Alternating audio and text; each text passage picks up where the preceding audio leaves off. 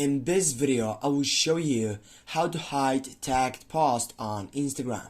Firstly, when you get into that situation to take up and simply you want to get off from that post site on your profile, first you need to get up here into your profile section. Then you need to tap right over there, the last selection on the first line textual.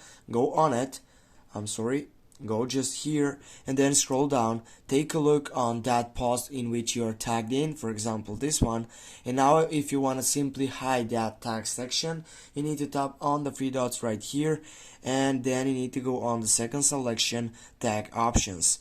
When you get here, you can hide from my profile or you can simply remove from posts. You have two different options in which with both you can hide the tag posts on your Instagram.